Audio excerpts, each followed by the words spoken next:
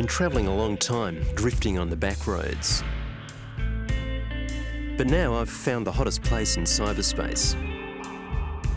Musicians on 3 continents are getting ready to jam here, live on the internet.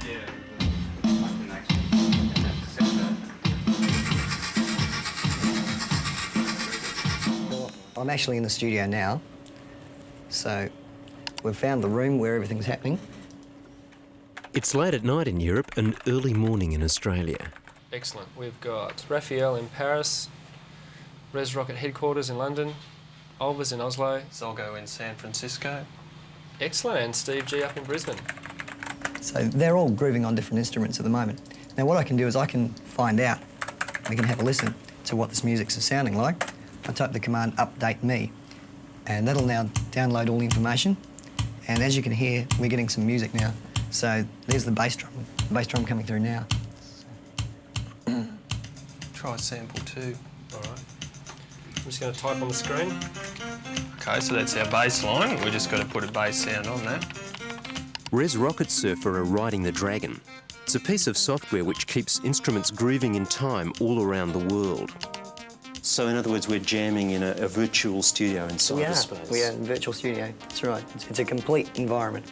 And all of those instruments can talk to each other and hear each other in cyberspace. They can, that's right. Well, the idea was that we were going to have a band that only existed in cyberspace.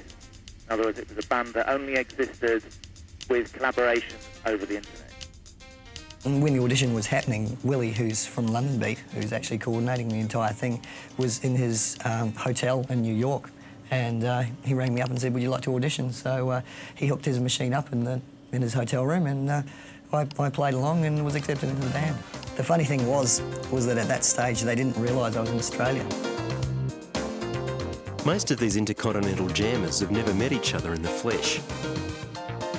But the net isn't just a place for them to hang out and play. It's where they're planning to take their dance music to the world. The perfect situation for a Res Rocket Surfer album would be to actually release it on the internet. In other words, you don't buy it in your local shop. The word here is distribution. And virtual delivery means that you'll be able to distribute your own records in the same way that Sony and BMG and all these other big companies do. The net gives bands the power to cut out the middleman, but the middleman still wants a cut of the action in the virtual marketplace. Well, I see it, personally being a tremendous bonanza for the industry. Well, I mean, this company has 150 people. If you had a company like this where you just had creative people working together with bands, you might only have 10, 15 people.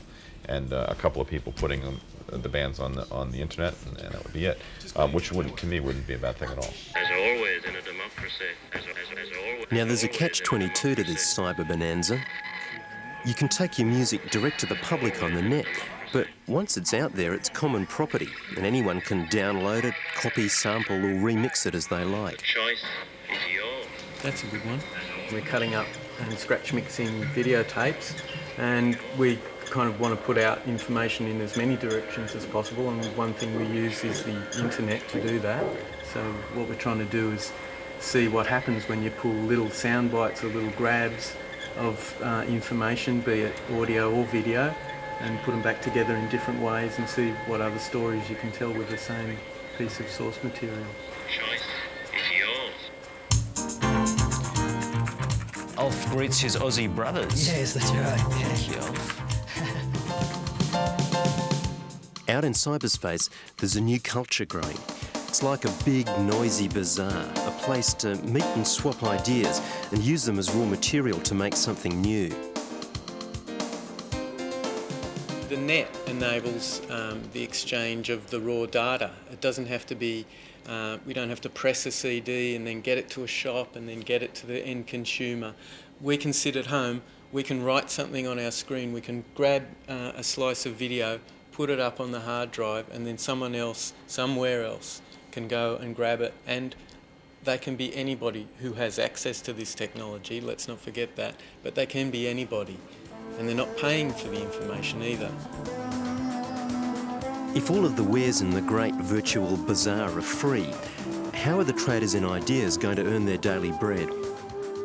Yeah, I think it's a clash of cultures, but I also think it violates one of the fundamental principles of Anglo-American law, which is that there's a value to intellectual property. And if we eliminate that link, that legal link between the creator of the right and their right to get remuneration for it, I think it would be a disaster for every creative industry that there is. What he's doing is putting a block on creativity.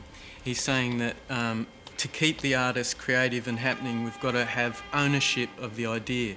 What we're trying to do is invert that and saying we want to encourage creativity by having the ideas flowing freely. Think of the net as a new continent. The first colonists are arriving now. Cyber utopians who want to keep the land free for common use, and cyber entrepreneurs who want to fence it off. The problem I've got is when they try to go into to destroy or to damage the livelihood of performers that are trying to sell their music, because that's how they make their living in the final analysis. And that would be a real problem for everybody. I think that there would be, a major clash between those two cultures, I think. If these people weren't in the way, they could directly publish. And the internet more and more is opening up the possibility for musicians to directly transfer their data to the audience. And so, if information could flow freely, people could make more money. There wouldn't be a percentage back to dudes in suits. The challenge for us technologically is to create like a cyber police force that would actually, and it probably wouldn't actually be people, it would be programs like an internet search engine which could go into the internet, look all around, find musical clips which it can digitally identify. Then it alerts a human being who says, okay, I'm going to go into that site, complain to the owner and get him to take it off because it's illegal. Just had a response from London. What are they saying? Well, Willie's been very polite. He said your guitar was awesome. Do I get the job, though? That's the question. Oh, I'll ask him. Well, even when you're strutting your stuff in cyberspace, one thing's still true. They're telling guitar jokes now, so... If you can't cut the mustard, it's time to get out of town.